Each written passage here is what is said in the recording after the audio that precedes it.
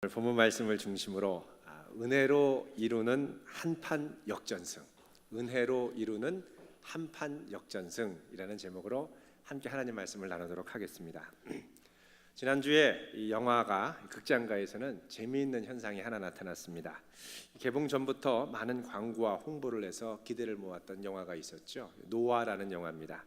이 영화의 인기가 좀 시들해지면서 광고도 별로 하지 않았는데 갑자기 영화 하나가 입소문을 타고 많은 인기를 얻게 되었습니다. 그 영화의 제목이 그랜드 부다페스트 호텔이라는 것입니다. 영화가 상영되는 상영관 수도 다른 영화에 비해서 그렇게 많지 않은데 개봉 7일 만에 14만 명이 봤다고 합니다. 인기가 심상치 않은 것을 감지하고 극장가에서는 서둘러 개봉관 수를 확장하기 시작했고요. 이런 인기는 우리나라뿐만 아니라 전 세계적으로 지금 확산되고 있는 추세라고 합니다. 이 영화를 보니까 여러 가지 면에서 많은 생각을 하게 하고 또 잔잔한 감동과 웃음을 선사하는 품격 있는 영화였습니다. 영화의 내용은 이렇습니다. 세계대전이 한창이었던 1927년이었습니다. 전쟁터에서 멀찍이 떨어진 곳에 호텔 하나가 운영되고 있었는데 그 호텔 이름이 그랜드 부다페스트 호텔이었습니다. 어느 날 이 호텔에 비보가 날아듭니다. 그것은 이 호텔의 가장 단골 고객이자 세계적인 부호로 알려졌던 마담 D라고 하는 여사가 갑자기 살해당했다는 소식입니다. 이분이 살해에 당했다는 소식이 이 호텔에 전해진 이유는 이 호텔에서 이 마담 D가 생전에 늘 말벗을 하며 가깝게 지냈던 이 호텔 지배인이었던 이 구스타프라고 하는 사람 때문에 그랬습니다. 이 구스타프 씨는 늘 친절하게 오면 항상 반갑게 맞아주고 말년에 말벗이 되어주었던 좋은 호텔 매니저였습니다. 이 구스타프 씨가 이 마담 디 여사의 장례식에 참여했는데 그곳에는 일가 친척 가족들이 함께 와 있었고 그곳에서 변호사가 마담 디 여사의 유언을 발표했습니다. 근데 그 유언을 쭉 얘기하는데 자녀들에게 재산들을 상속하고 이런 얘기가 나오다가 그 가문에서 제일 유명하고 값비싼 것으로 쳐졌던 이 사과를 든 소년이라고 하는 그림 하나가 있었습니다. 이 그림을 이 구스타프 씨에게 증여한다라는 것이었습니다. 이 이야기를 듣고 이 자녀, 특별히 이 마담 디 여사의 아들입니다. 이 드미트리라고 하는 아들이 분노를 하면서 이럴 수 없다고 하면서 알리바이를 만듭니다. 무슨 알리바이냐? 이 마담 디 여사를 죽인 것은 이 구스타프 씨가 이 마담 디 여사의 재산을 노리고 살인을 한 것이다. 그렇게 가지고 몰아넣어서 감옥에 들어가게 됩니다. 한편 이 구스타프 씨는 감옥에 들어가기 전에 자기에게 유산을 증여받기로 했던 그 그림을 급격하게 재빨리 숨겨가지고 어느 호텔 창고에 집어넣고 감옥에 들어가게 됩니다. 그런데 이 감옥에 들어가기 전에 변호사가 이 장례식장에서 한 얘기 중에 이런 얘기가 있었습니다. 재산 유산을 집행하는데 이 그림을 구스타프 씨에게 주기로 했지만 최종적인 결정은 마담 D로부터 마담 D가 보낸 편지가 하나 있는데 이것이 최종적으로 확인되면 그때 집행하겠습니다 라고 얘기를 합니다. 그러니까 최종적인 집행 절차, 확인 절차가 남아 있었던 것입니다. 한편 졸지에 감옥에 들어가게 된 이 구스타프 씨는 자기의 호텔 로비보이 조수인 제로라고 하는 친구와 함께 이제 감옥을 탈옥을 해가지고 도망을 가게 됩니다. 도망을 가서 자기의 누명을 벗고 또 훔쳐갔던 그림을 재빨리 찾기 위해서 가죠. 한편 이 아들인 드미트리 씨는 이 구스타프 씨가 도망간 것을 알고 이를 죽이기 위해서 전문 킬러를 고용해서 추격합니다. 쫓고 쫓기는 이 추격전 끝에 한 호텔에 도착을 하는데 그 호텔이 어떤 호텔이냐? 그림을 숨겨둔 호텔이었습니다. 그곳에서 그림을 두고 서로 총격전을 하면서 싸우는데 마지막 극적인 순간에 그 그림 뒤에 있는 액자에 유서가 발견이 됩니다. 마담 D가 최후로 남겨놓은 확인 절차에 필요한 편지였습니다. 그래서 모두 총격을 멈추고 그 편지를 펴보게 되는데 그 편지에는 뭐라고 나와 있느냐? 만약 내가 독살을 당한다면 내 모든 재산을 아들이 아닌 사랑스러운 호텔 매니저 구스타프 씨에게 다 증여한다는 것이었습니다. 결국 그동안에 쫓고 쫓기는 목숨을 건 싸움이 끝났습니다. 그동안 악을 쓰고 어머니의 모든 유산을 차지하려고 애를 썼던 이 드미트리 씨의 이 모든 노력이 헛수고로 끝난 것입니다. 그 헛수고를 끝나게 한 게 뭐냐? 바로 유언이었다는 것입니다. 한번 확정한 고인의 뜻, 고인의 약속은 아무리 노력을 해도 바꿀 수 없다는 것입니다. 결국 고인의 이 약속이 유언이 이 약속을 취소시키려고 무효시키려고 했던 아들의 피비린내 나는 노력을 뒤집어 엎고 승리한 것입니다.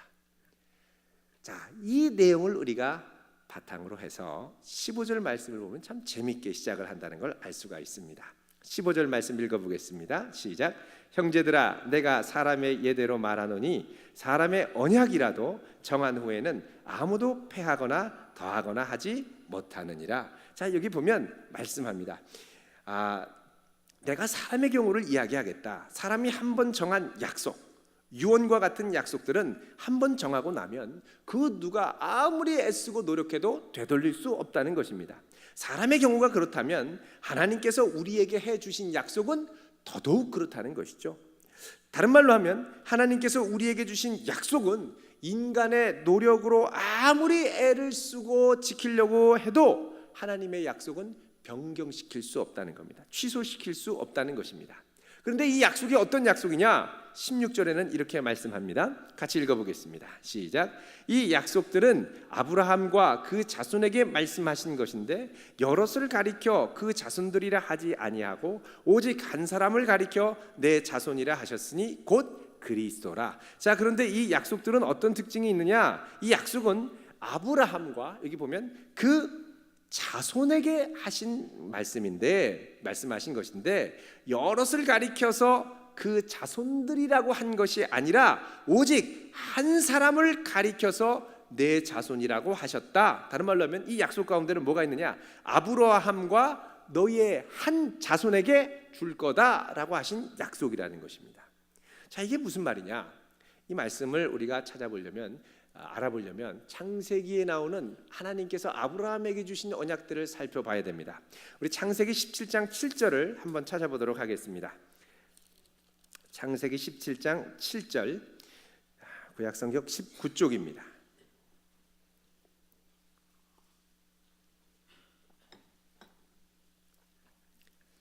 이 말씀을 한번 같이 읽어보겠습니다. 17장 7절 시작.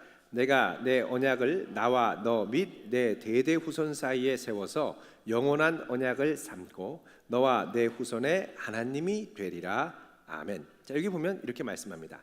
내가 내 언약, 약속을 세우는데 나와 너, 그러니까 나와 아브라함이라는 거죠. 하나님과 아브라함 및 그리고 너의 대대 후손 사이에 세우겠다. 근데 여기 보면 대대 후손이라는 말, 이 말이 어떻게 되어 있냐면 너의 여러 세대 이후에 한 후손 사이에라는 의미입니다. 여러 세대 이후에 한 후손 사이에. 자, 여기 보면 후손이라고 되어 있는 말, 이게 히브리어로 제라라는 말입니다. 이 제라라는 말이 어떻게 쓰여졌냐면 남성 단수형으로 쓰였습니다. 그래서 자르아카라고 하는 어미 변어가 있는데 이 자르아카라는 말은 내가 한 언약을 너 아브라함과 나중에 나올 너의 한 후손과 맺겠다라는 것입니다. 자, 이런 이 단수의 이 표현이 종종 등장을 하는데 또 한 곳이 22장 18절입니다. 좀만 더 뒤로 가셔서요. 창세기 22장 18절. 같이 읽어보겠습니다. 시작. 또 내 씨로 말미암아 천하 만민이 복을 받으리니 이는 내가 나의 말을 준행하였음이니라 하셨다 하니라. 자, 여기 보면 여기 내 씨로 말미암아, 여기 이제 내 씨라고 되어 있는 건 우리가 조금 전에 찾아본 창세기 17장 7절에 후손이라는 말과 같은 히브리어 단어인 이 자르아카라는 단어로 사용이 되어 있습니다. 그래서 우리 성경에는 후손을 씨 이렇게 번역을 했습니다만 영어 성경은 모두 이 후손을 의미하는 offspring이라고 하는 단수를 사용을 하고 있습니다. 우리말로 씨 하면 옛적부터 비유적으로 자손이라는 의미로 사용을 많이 했죠. 이런 관행을 따라 번역이 됐지만 이 관행을 이단들이 자꾸 엉뚱하게 연결시켜서 마태복음 13장에 나오는 천국 비유에 나오는 이런 말씀의 씨랑 똑같다라고 자꾸 연결을 시키려고 합니다. 그러나 똑같지는 않습니다. 표준 세번역에서는 이 창세기 22장 18절의 씨를 자손이라고 번역을 합니다. 자, 이렇게 볼 때 오늘 말씀 우리 방금 전에 찾아본 22장 18절에 보면 너의 씨로 말미암아라는 것은 너의 특별한 한 자손을 통하여 천하 만민이 복을 받을 텐데, 이게 특정한 한 사람을 말하는 거죠. 천하 만민이 복을 받을 텐데 이 특정한 한 자손이 누구냐? 바로 예수 그리스도라는 것입니다. 그러니까 하나님께서는 아브라함에게 약속을 주실 때 뭘 바라봤느냐? 예수 그리스도를 바라봤고 예수 그리스도를 통하여 하나님이 이루실 하나님의 축복의 약속을 바라봤다는 것입니다. 그런데 이 약속이 주어졌을 때 하나님이 아브라함에게 이 약속을 주신 이유가 뭐냐? 22장 18절 뒤에 부분을 보면 이렇게 말씀합니다. 이는 내가 나의 말을 준행하였음이니라 하셨다 하니라. 자, 여기 보면 내가 나의 말을 준행하였다, 준행했다라는 말은 우리가 흔히 생각할 때 율법적으로 행했다라는 표현으로 들릴 수 있는데 그 말이 아니라 여기 이 준행하였다라는 말이 히브리어로 샤마입니다. 여러분 쉐마라는 말은 들어보셨죠? 들으라라는 말의 명령형이 쉐마인데 동사, 보통 동사로 쓰면 샤마가 됩니다. 그러니까 내가 나의 말을 준행하였다라는 말은 나의 말을 들었기 때문이다라는 말입니다. 들었다라는 말은 순종한다, 샤마라는 말은 순종하다, 믿고 순종하다라는 말과 같은 의미입니다. 다른 말로 하면 아브라함이 하나님께 이런 축복의 약속을 받은 이유는 뭐냐? 하나님의 말씀을 듣고 따르고 순종하고 나갔기 때문에 그렇다는 것입니다. 그러니까 믿었기 때문에 순종할 수 있다는 것이죠. 들을 수 있기 때문에 믿을 수 있고 믿을 수 있기 때문에 순종할 수 있다는 것입니다. 그러니까 아브라함이 이 하나님의 축복의 언약을 받은 이유는 하나님의 약속에 믿음으로 순종하고 반응했기 때문에 그렇다는 것입니다. 자, 이 약속을 믿음으로 복을 얻었다는 거예요. 근데 이 믿음으로 얻은 복은 우리의 행위와는 아무 관련이 없습니다. 다시 갈라디아서로 좀 오시겠습니다. 갈라디아서 우리 아까 봤던 3장 16절 뒷부분에 보면 이렇게 말씀합니다. 3장 16절 오직 한 사람을 가리켜 내 자손이라 하셨으니 곧 누구라고요? 그리스도다. 그리스도를 주셨는데 우리는 그리스도를 어떻게 약속으로 받느냐? 믿음으로 받는다는 거예요. 율법을 행하는 것과 상관이 없다는 것입니다. 영화 그랜드 부다페스트 호텔, 제가 조금 전에 말씀드렸습니다만 마담 디가 내가 이 전 재산을 구스타프 씨에게 줄게라고 딱 약속을 하고 유언으로 만들면 그 일가 친척이 아무리 애를 쓰고 난리를 쳐도 그 유언을 막을 수가 없는 것과 똑같습니다. 모든 행위 이전에 유언이 있었던 것처럼 이 유언으로 모든 것이 확정된 것처럼 하나님의 약속이 확정되고 나서 율법이 있는 거지 율법 때문에 약속을 성취하는 것이 아니라는 것입니다. 그래서 17절에 이렇게 말씀합니다. 우리 17절 읽어보겠습니다. 시작. 내가 이것을 말하노니 하나님께서 미리 정하신 언약을 430년 후에 생긴 율법이 폐기하지 못하고 그 약속을 헛되게 하지 못하리라. 자, 하나님께서 미리 정하신 언약, 아브라함을 통하여 예수 그리스도를 통하여 구원의 축복을 주시겠다고 한 이 언약은 언제 줬느냐? 율법이 생기기 전에 줬는데 율법 생기기 몇 년 전이냐? 430년 전이라는 거예요. 하나님이 약속하신 이후에 아브라함의 약속을 주신 이후에 이 약속을 주신 이후에 율법은 430년 후에 생겼다는 겁니다. 그래서 여기 보면 미리 정하신 언약을 430년 후에 폐기하지 못한다라고 얘기하죠. 자, 430년은 무슨 의미입니까? 이 출애굽기 12장에 보면 12장 40절 이하에 보면 아브라함의 자손이 애굽에 들어가서 애굽에서 종살이한 기간이 430년입니다. 이 종살이를 하고 나서 모세의 인도로 출애굽을 해서 이스라엘 백성들이 시내산으로 오는데 시내산 아래에서 뭘 받느냐? 하나님의 율법을 모세를 통하여 받게 되는 거예요. 그러니까 430년 이후에 늦게 온 율법, 자, 이 율법을 하나님이 이스라엘에게 줬다는 겁니다. 예수 그리스도를 통하여 약속이 성취되기 전까지. 왜 그러면 이 율법을 줬느냐? 그걸 설명한 것이 19절입니다. 같이 읽어보겠습니다. 시작. 그런즉 율법은 무엇이냐? 범법함으로 더하여진 것이라. 천사들을 통하여 한 중보자의 손으로 베푸신 것인데 약속하신 자손이 오시기까지 있을 것이라. 아멘. 자, 하나님이 율법을 주신 이유가 뭐냐? 여기 보면 범법함으로 더하여진 것이라. 자, 범법이라는 말은 뭐냐? 죄를 범하는 것입니다. 그게 범법하기 때문에 율법을 주셨다. 무슨 말이냐? 죄를 자꾸 범하기 때문에 이 죄를 억제하기 위해서 주신 게 뭐냐? 바로 율법이라는 것입니다. 원래 언약을 성취하는 것과는 전혀 상관이 없지만 부가적으로 덧붙여서 언약의 복을 얻는데 조금이나마 도움이 되도록 부차적으로 주셨다는 거예요. 게다가 이 언약은 이 율법은 어떤 거냐? 오늘 말씀에 보면은 19절에 중반 이후에 보면 천사들을 통하여 한 중보자의 손으로 베푸신 것인데 약속하신 자손이 오시기까지 있을 것이라. 약속하신 자손이 오시기까지라는 건 예수 그리스도께서 오실 때까지죠. 그 한 자손이 오실 때까지 있을 것인데 여기 보면 천사들을 통하여 중보자의 손으로 주어졌다는 겁니다. 자, 율법과 언약이 다른 점. 언약은 하나님이 직접 아브라함에게 주셨어요. 근데 율법은 뭐냐? 하나님이 천사에게 율법을 주시고 이 천사가 모세에게 율법을 전해주고 모세가 이 율법을 백성에게 전부 간접적으로 주어졌다는 것입니다. 그래서 이 부분을 20절에 뭐라 그러냐? 그 중보자는 한 편만 위한 자가 아니나 하나님은 한 분이시라. 표현이 좀 어렵습니다만 이게 무슨 뜻이냐? 중보자는 한 편만 위한 자가 아니라, 자, 중보자는 항상 두 편 이상 사이에서, 모세 같은 경우에는 하나님과 이스라엘 백성 사이에서 서로를 돕는 역할을 해서 중재해서 어떻게든 서로가 좀 노력해서 이 하나님의 율법과 뜻에 다가가도록 돕는다는 거예요.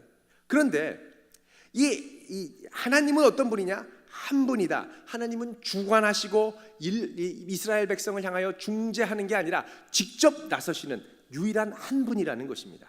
그러니까 하나님의 이런 주권 가운데 어떻게 하느냐? 언약을 직접 주신다는 거예요.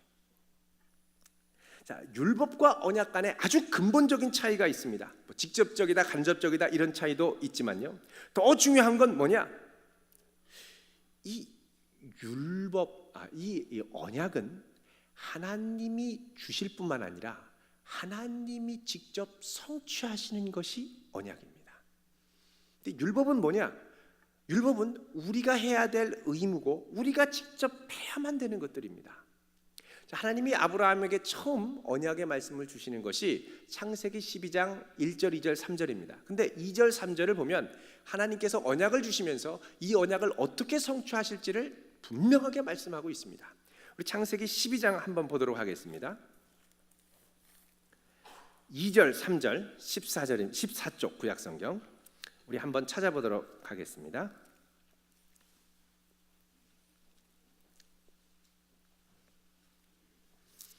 우리 말씀을 같이 한 목소리로 읽어보겠습니다. 2절, 3절 시작. 내가 너로 큰 민족을 이루고 내게 복을 주어 내 이름을 창대하게 하리니 너는 복이 될지라. 너를 축복하는 자에게는 내가 복을 내리고 너를 저주하는 자에게는 내가 저주하리니 땅의 모든 족속이 너로 말미암아 복을 얻을 것이라 하신지라. 아멘. 자, 여기 보면 하나님이 이 약속을 주시면서 내가 이루겠다, 나, 영어로 하면 I라는 표현을 상당히 많이 씁니다. 2절에 보면 이렇게 얘기합니다. 내가 너로 큰 민족을 이루겠다.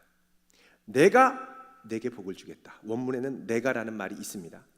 또 내가 내게 복을 주어 내 이름을 창대하게 할 거다. 그 다음에 내가 너로 복이 되게 하겠다. 3절에 보면 너를 축복하는 자에게는 내가 복을 내리겠다. 너를 저주하는 자에게는 내가 저주하겠다.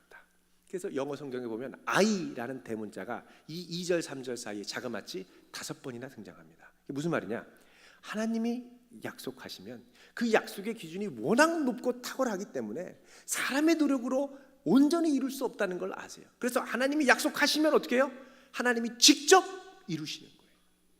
하나님이 주시면, 하나님이 부르시고 하나님이 인도하시면 그게 무슨 뜻이냐? 내가 책임지겠다는 뜻이에요.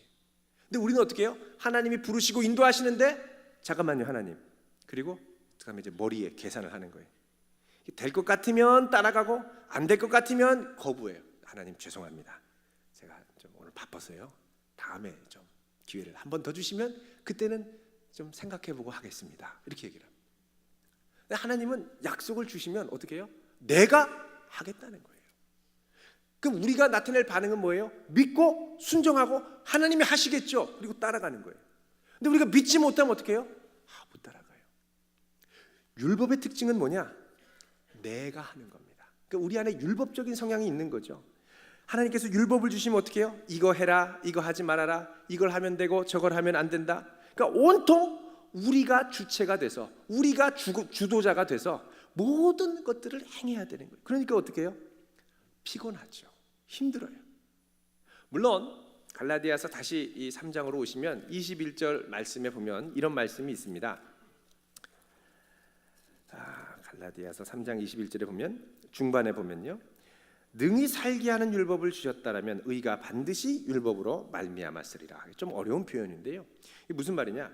하나님께서 이스라엘 백성에게 주신 이 율법을 100% 다 지킨다면 살 수 있다는 거예요.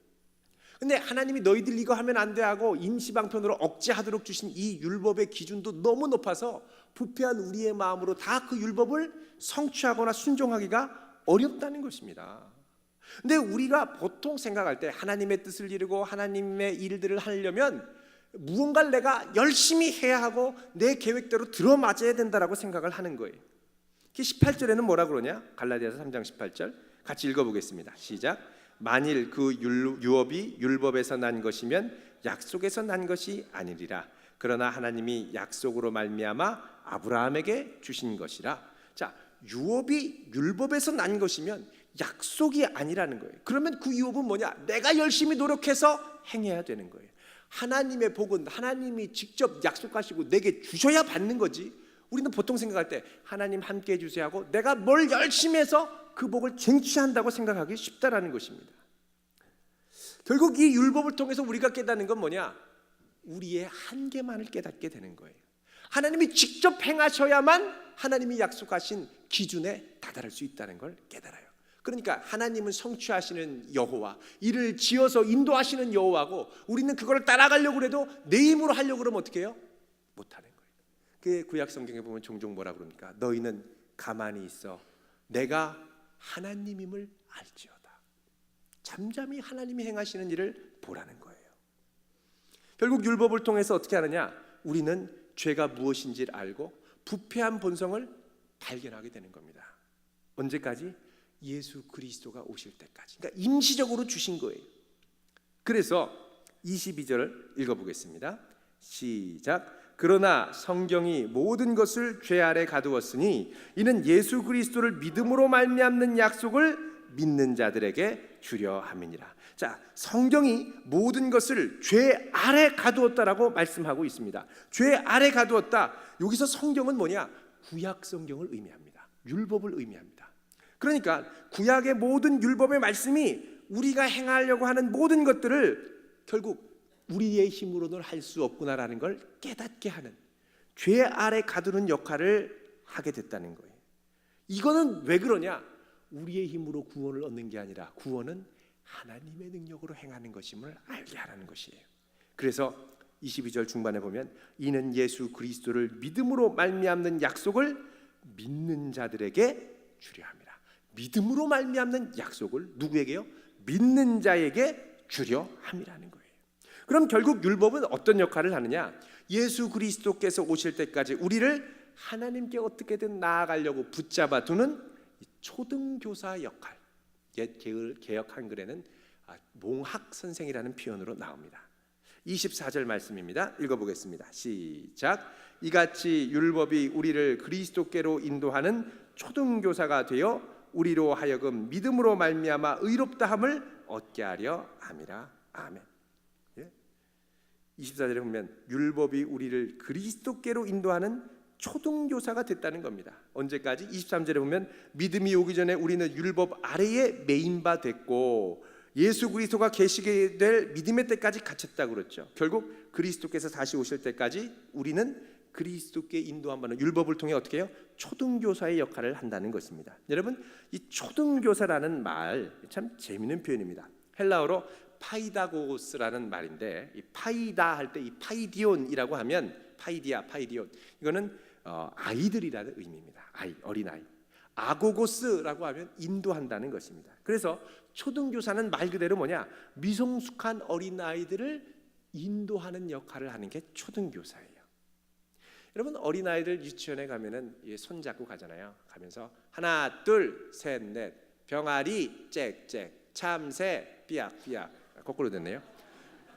병아리 삐약삐약 참새 짹짹 하면서 이제 가는데 아이들에게 중요한 건 뭐냐?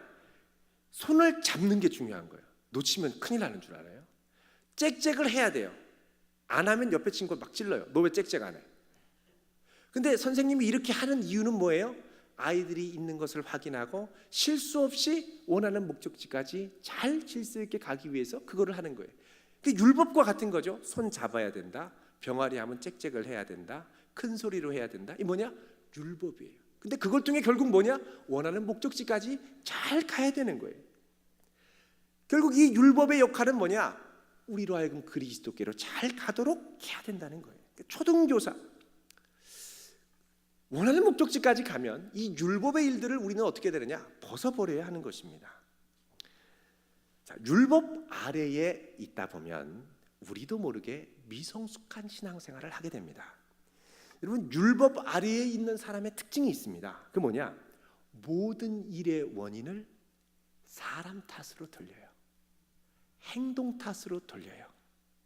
쟤 때문이라고 생각해요. 나 때문이라고 생각해요. 내가 잘못해서 그렇다고 생각해요.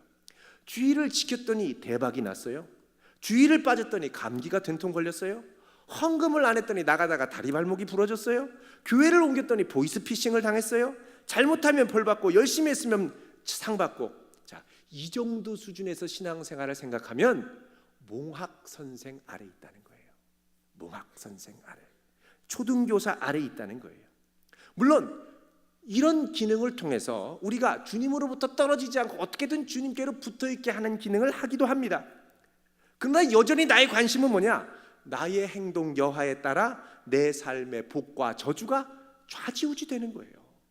내가 잘하면 복 받고 잘못하면 벌 받고, 내가 이렇게 했더니 저런 어려움이 터지고 여러 가지 고민이 되는 거예요. 그게 하다 안 되면 어떻게 해요? 점 볼까 이런 생각도 하게 되는 거예요. 지나가다 고속버스 휴게소에 손금이 있나는데 이거라도 한번 좀 볼까, 1,000원을 만지작 이러는 분도 계세요. 여러분 25절에 이렇게 얘기합니다. 읽어보겠습니다. 시작. 믿음이 온 후로는 우리가 초등교사 아래에 있지 아니하도다.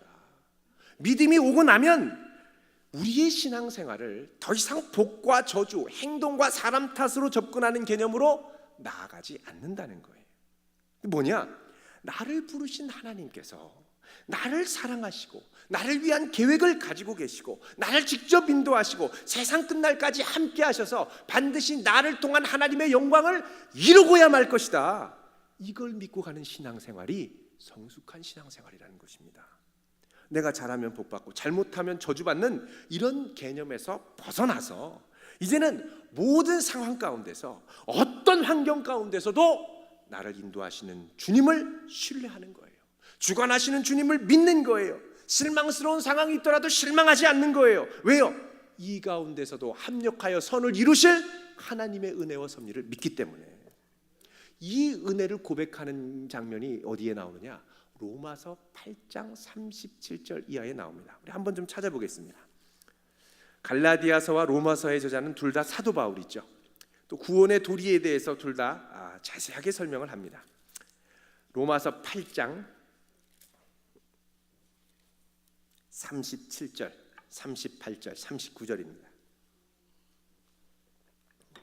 37절 읽어보겠습니다. 시작. 그러나 이 모든 일에 우리를 사랑하시는 이로 말미암아 우리가 넉넉히 이기느니라. 자 보세요. 이 모든 일에 우리를 어떻게 하는 분으로? 사랑하시는 이로 말미암아. 하나님의 아들 예수 그리스도를 죽기까지 사랑하시는 그분 때문에 우리가 어떻게 해요? 넉넉히 이긴다는 거예요. 지금 이 고백을 하는 바울은 감옥에 갇혀 있는 겁니다. 35절에 보면 이러죠.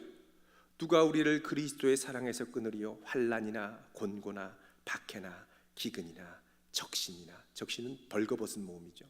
헐벗음이나 위험이나 가리랴. 지금 이 가운데 있어요. 우리 같으면 참 내가 하나님한테 한다고 했는데 이게 뭐냐 이거, 하나님 실망스럽다. 열심히 했는데 사업 망하게 하시고, 열심히 주를 위해 했는데 가다가 다리 몽둥이가 부러지게 하시고, 열심히 했는데 독감으로 3일 동안 알아눕게 하시고, 열심히 했는데 내가 열심히 시정해서 했던 이 고과를 상사가 싹 빼앗아가고 열받죠. 아니 너 열심히 했는데 왜 이래? 하나님 실망했다 그러고 확 돌아서는 거예요.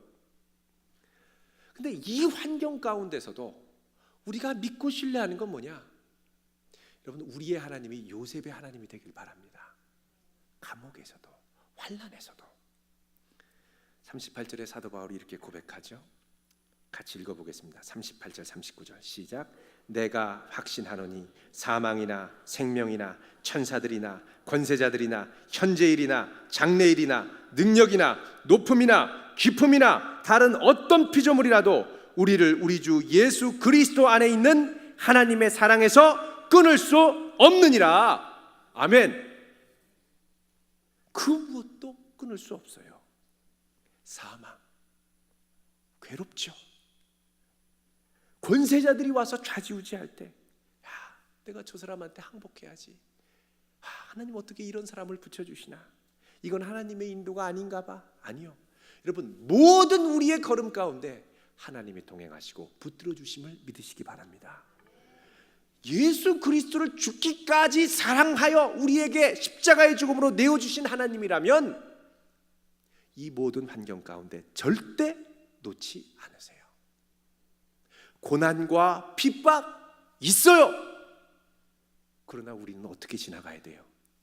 예수 그리스도 그 하나님의 아들을 주신 하나님의 능력과 언약을 끝까지 신뢰하며 반드시 이루시리라. 이 모든 어려움과 환난을 통하여 반드시 영광을 받으시리라. 이 확신과 평강 가운데 나아갈 수 있어야 하는 것입니다. 이런 신앙을 뭐라 그러냐? 따라하겠습니다. 그리스도로 옷 입는 신앙. 한 번 더요. 그리스도로 옷 입는 신앙. 27절 같이 읽어보겠습니다. 시작. 갈라디아서 3장 오셔서 27절 읽겠습니다. 시작. 누구든지 그리스도와 합하기 위하여 세례를 받은 자는 그리스도로 옷 입었느니라. 자, 그리스도로 옷 입었다. 내 모든 행동에 그리스도가 함께 하시는 거예요. 어딜 가든 그리스도가 동행하시는 거예요. 어딜 가든 그리스도의 흔적과 행적이 남아있는 거예요. 자, 그리스도로 옷 입는 신앙은 전제가 있는데 27절 말씀에 따르면 그리스도에게 합하기 위하여 세례를 받았다고 그랬습니다. 이 세례는 단순한 의식만을 말하는 것이 아닙니다. 세례의 전제가 뭐죠? 물속에 들어갔다가 나오는 것. 장로교에서는 이거 상징적인 의식으로 물을 뿌리는데 무슨 말이냐? 내가 그리스도와 함께 십자가에서 죽고 이제는 더 이상 옛자 내가 다스리는 나는 죽고 부활하신 그리스도와 함께 삽니다. 이제 나를 다스리시는 분은 주님이십니다. 나는 죽고 예수로 사는 인생. 이게 뭐냐? 그리스도와 합하기 위하여 세례를 받은 자의 삶입니다. 이 삶이 되어야 되는데 이렇게 할 때 어떻게 하느냐? 우리는 그리스도로 옷 입고 살아간다는 거예요. 어느 목사님께서 열심히 기도하고 있는데 기도 중에 주님께서 물으셨습니다. 얘야, 예 주님, 나는 너에게 어떤 존재냐? 그러자 이분이 주저없이 대답했습니다. 주님은 언제나 첫째십니다. 제 인생의 첫 번째 되시는 분입니다. 가만히 생각해 보니까 자기가 대답한 게 좀 기특해요. 주저없이 나왔다는 게. 그런데 주님께서 기도 중에 별로 기뻐하시지 않는 것 같은 거예요. 이상하다. 뭐가 잘못됐을까? 한참을 고민하다가 저녁에야 깨달았습니다. 다시 주님께 기도의 자리로 나아가서 고백합니다. 주님, 죄송합니다. 주님은 저의 첫 번째가 아니라 저의 모든 것입니다. 그러자 주님이 주시는 기쁨이 몰려왔다는 거예요. 여러분, 주님이 나의 첫째가 되는 것과 모든 것이 되는 것은 별 차이가 없을 것 같지만 가만히 생각해 보면 엄청난 차이가 있습니다. 만약에 남편이 아내에게 고백을 합니다. 여보, 당신은 언제나 나에게 첫째예요. 기분이 좋을 수도 있습니다만 만약 그 뒤에 이런 전제가 있다면 당신은 첫째, 미스 김은 둘째, 미스 최는 셋째, 이러면 난리가 나는 겁니다. 여러분, 사랑하는 사람에게 첫째라는 건 유쾌한 게 아니에요. 뭐냐? 사랑하는 사람에게 그는 언제나 나의 모든 것이 되어야 합니다. 주님이 내 전부가 되실 때 이걸 뭐라 그러냐? 우리는 그리스도로 옷 입는다라고 표현합니다. 내 삶의 모든 걸음이 주님의 임재와 주님의 능력에 휩싸여 주님과 함께 걸어가는 것. 그래서 그리스도로 옷 입는 사람의 특징이 있는데 뭐냐? 예민한 하나님의 임재의식이 있습니다. 이 임재의식이 있으면 뭐를 경험하느냐? 하나님과의 친밀함을 생생하게 경험해요. 이거 뭐냐? 하나님의 자녀로서 누리는 친밀감이. 그래서 그리스도로 옷 입는다는 건 뭐냐? 하나님의 아들로서. 여러분, 옷 입는다는 건 신분의 변화도 의미합니다.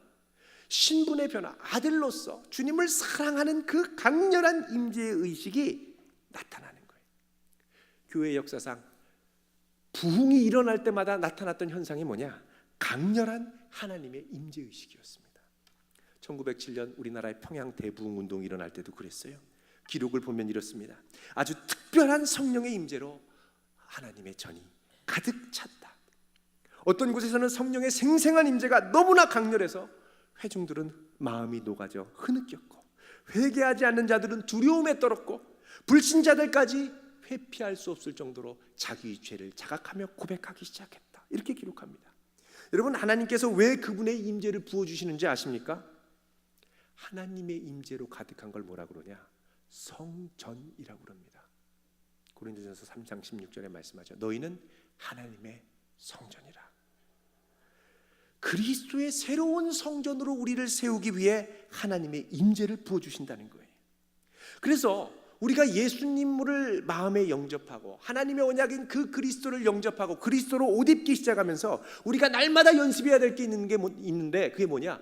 그리스도의 임재를 연습하는 거예요. 주님을 바라보는 거예요. 내 삶 가운데 동행하시는 주님을 쳐다보는 거예요. 순간순간 쳐다보는 거예요. 날마다 쳐다보는 거예요. 하나님께 귀하게 쓰임 받았던 찰스 스펄전이라는 목사님 계십니다. 이분이 예전에 이런 고백을 했습니다.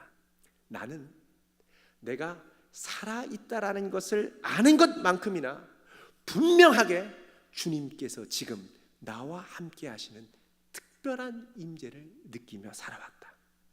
예수님께서는 마치 내가 두 눈으로 그분을 보는 것처럼 지금 이곳에, 이 강단에 실제적으로 임재하고 계신다. 여러분, 이 임재가 임할 때 우리는 아버지를 신뢰하고 사랑하면서 율법과 같이 억지로 해야 되는 그것이 아니라 기쁨의 순종을 드릴 수 있기 시작한다는 겁니다. 여러분, 그분을 날마다 바라보시길 바랍니다. 어떤 분은요, 하나님의 축복은 원하지만 하나님의 임재는 불편해하는 분들이 있어요. 왜요? 축복 주시는 건 좋은데 함께 하시면 불편해요. 내 마음대로 살 수도 없고 즐기던 죄를 지을 수도 없으니까 불편해지는 거예요. 자, 이거는 뭐냐? 아직 그 사람이 율법적인 사고 아래, 초등교사 아래 있다는 거예요. 여러분, 그러면 축복을 왜 원합니까? 그 축복 받아서 나 하고 싶은 거 하기 위해서 받기를 원하는 거예요. 근데 주님의 임재에 가면 정말 놓치기 싫은 게 뭐냐? 이 주님의 임재예요. 평생 붙들고. 여러분, 어떤 선교사님이 이런 고백을 하는 걸 봤습니다.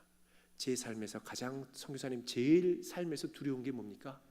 내 삶에 주님의 임재를 놓치는 것입니다. 절대 잃어버릴 수 없습니다. 그분이 함께 하시면 내 모든 삶의 방향과 모든 목적이 오직 한 분, 전부이신 그리스도를 향하게 됩니다. 오늘 말씀의 결론을 맺겠습니다. 우리는 율법이 아니라 하나님의 주관하시는 언약으로 말미암아 그리스도 안에서 구원받고 축복과 언약과 유업을 누리게 되었습니다. 아직도 율법적인 사고방식 아래 두려움으로 신앙생활을 한다면 이제 하나님의 은혜로 나아가 날마다 그분을 바라보며 주님의 임재 안에 거하는 인생 역전을 경험하는 복된 성도 되시길 주의 이름으로 축원드립니다. 우리 시간 함께 찬송 부르고 같이 기도하겠습니다.